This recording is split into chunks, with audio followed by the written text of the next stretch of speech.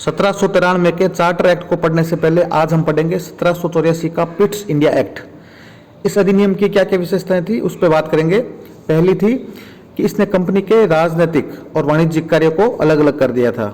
Second, व्यापारिक कार्यों के लिए जो निदेशक मंडल था उसके साथ साथ राजनीतिक कार्यों के लिए नियंत्रण बोर्ड यानी बोर्ड ऑफ कंट्रोल नाम से एक नए निकाय का गठन किया गया और इस प्रकार से ईस्ट इंडिया कंपनी में द्वैत शासन की व्यवस्था का आरंभ हुआ।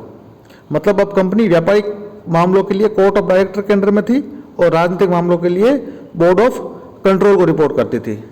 थर्ड क्या था, नियंत्रण बोर्ड यानी बोर्ड ऑफ कंट्रोल को यह शक्ति थी कि वो ब्रिटिश नियंत्रित भारत में नागरिक, सैन्य सरकार और राजस्व गतिविधियों का अधीक्षण और नियंत्रण कर सकती थी। बोर्ड ऑफ कंट्रोल को ज़्यादा पावर दी गई। तो यह अधिनियम दो प्रकार से महत्वपूर्ण था। पहला क्या था कि भारत में कंपनी के अधीन क्षेत्र को पहली बार ब्रिटिश आधिपत्य का क्षेत्र कहा गया। पहली बार ये माना गया कि कंपनी का जो क्षेत्र है वो ब्रिटिश सरकार के अंडर में है और ब्रिटिश सरकार को भारत में कंपनी के कार्यों और इसके प्रशासन पर पूर्ण नियंत्रण प्रदान किया गया। 1793 का चार्टर कानून, इसकी विशेषताएं कुछ इस प्रकार है। इसने ईस्ट इंडिया कंपनी के भारत पर व्यापार के एकाधिकार को 20 वर्षों की अवधि तक बढ़ा दिया। ईस्ट इंडिया कंपनी की जो मोनोपोली थी उसको अगले 20 साल तक 1793 से 1813 तक बढ़ा दिया। उनको बोल दिया भाई आप व्यापार करो। सेकंड, इसमें गवर्नर जनरल जो बंगाल के थे उनके अधीनस्थ मद्रास और बॉम्बे प्रेसिडेंसी की सरकारों के ऊपर अधिक नियंत्रणकारी शक्तियां प्रदान कर दी। उनको बॉम्बे और मद्रास के जो गवर्नर थे उनको गवर्नर जनरल बंगाल के अधीनस्थ कर दिया ज़्यादा ही। और लॉर्ड कॉर्नवालिस को दी हुई काउंसिल के निर्णयों के ऊपर अधिभावी शक्तियों को भविष्य के सभी गवर्नर जनरलों और प्रेसिडेंसियों के गवर्नरों तक विस्तारित कर दिया। जो शक्तियां लॉर्ड कॉर्नवालिस को दी थी वो आगे के सभी गवर्नर जनरलों को दे दी गई। इसमें कमांडर इन चीफ के गवर्नर जनरल काउंसिल के सदस्य होने की अनिवार्यता को समाप्त कर दिया। इसमें यह रूल समाप्त कर दिया कि कमांडर इन चीफ है वो गवर्नर जनरल का काउंसिल होगा ही होगा। कमांडर इन चीफ की नियुक्ति अलग से भी की जा सकती है। और इस कानून में ये व्यवस्था भी की गई कि बोर्ड ऑफ कंट्रोल के जो सदस्य या उनके जो कर्मचारी हैं उनकी जो पेमेंट है या उनका भुगतान है वो भारतीय राजस्व से ही किया जाएगा। यानी ब्रिटिश संसद या ब्रिटिश सरकार अपने से नहीं करेगी। जो राजस्व वसूली भारत में हो रही है उन्हीं में से उनको भुगतान किया जाएगा। 1793 के चार्टर कानून के 20 साल के बाद में 1813 में ब्रिटिश संसद ने एक नया चार्टर कानून पारित किया। इस कानून से भारत में ईस्ट इंडिया कंपनी के एकाधिकार को समाप्त कर दिया गया। यानी भारतीय व्यापार को सभी ब्रिटिश व्यापारियों के लिए खोल दिया गया, लेकिन चाय के व्यापार तथा चीन के साथ व्यापार में कंपनी के एकाधिकार को बहाल रखा गया। सेकंड, इस कानून ने भारत में कंपनी शासित क्षेत्रों पर ब्रिटेन के राजा की प्रभुत्व को प्रकट व स्थापित किया। थर्ड, इस कानून ने ईसाई मिशनरियों को भारत आकर लोगों को प्रबुद्ध करने की अनुमति प्रदान की। यानी वहाँ के जो ईसाई मिशनरी थे उनको यहाँ भारत में आके अपने धर्म के प्रचार प्रसार की और लोगों को बताने की छूट दे दी गई। फोर्थ, इस कानून ने भारत के ब्रिटिश इलाकों में बासिंदों के बीच पश्चिमी शिक्षा के प्रचार प्रसार की व्यवस्था की। यानी लोगों को अंग्रेजी शिक्षा का बढ़ावा देने का कार्य इस कानून ने किया। फिफ्थ, इस कानून ने भारत की स्थायी सरकारों को व्यक्तियों पर कर लगाने के लिए अधिकृत किया और कर भुगतान नहीं करने पर दंड की भी व्यवस्था की। 1833 का चार्टर अधिनियम, ब्रिटिश भारत के केंद्रीकरण की दिशा में यह अधिनियम निर्णायक कदम था। इसने बंगाल के गवर्नर जनरल को भारत का गवर्नर जनरल बना दिया गया। यह बहुत इंपॉर्टेंट क्वेश्चन है। पेपर में यह भी क्वेश्चन आ सकता है कि कौन से अधिनियम के तहत बंगाल के गवर्नर जनरल को भारत का गवर्नर जनरल बनाया गया। तो उसका आंसर होगा 1833 का चार्टर अधिनियम।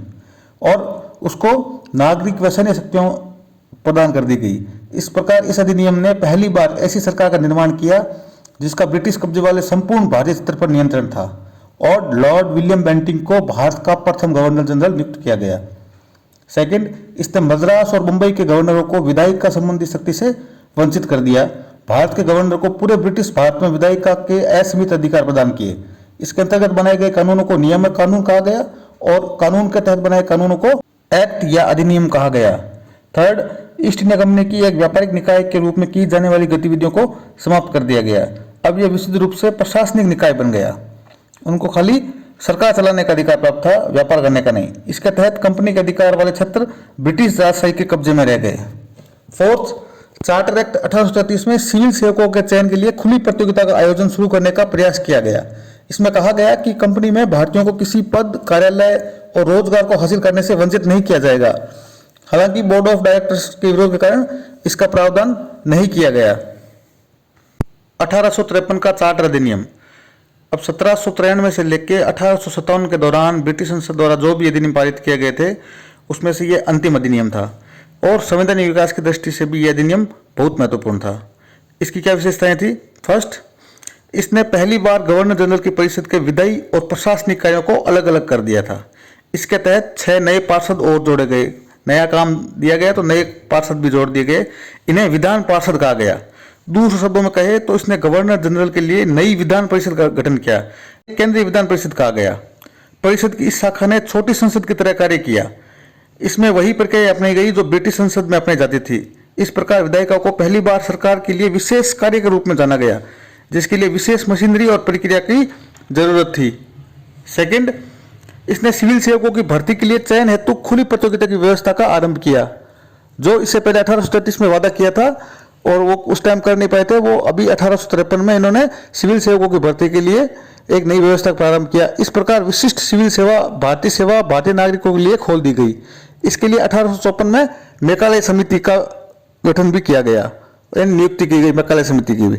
थर्ड, इसने कंपनी के शासन को विस्तारित किया और भारतीय क्षेत्र को इंग्लैंड राजशाही के विश्वास के तहत कब्जे में रखने का अधिकार दिया, लेकिन कोई समय सीमा नहीं रखी। इससे यह पता चलता था कि संसद द्वारा कंपनी के शासन को कभी भी समाप्त किया जा सकता है। और फोर्थ, इसने प्रथम बार भारतीय केंद्रीय विधान परिषद में स्थानीय प्रतिनिधित्व का प्रारंभ किया। गवर्नर जनरल की परिषद में 6 नए सदस्यों में से 4 का चुनाव बंगाल, मद्रास, बंबई और आगरा की स्थानीय प्रांतीय सरकारों द्वारा किया जाता था। तो क्वेश्चन यह भी पूछा जा सकता है कि भारतीय केंद्रीय विधान परिषद में पहली बार स्थानीय प्रतिनिधित्व किसका चार्टर से दिया गया? तो उसका आंसर होगा 1853 का चार्टर अधिनियम। नेक्स्ट चैप्टर में हम ब्रिटिश राज के दौरान आए हुए चार्टरों और अधिनियमों का अध्ययन करेंगे।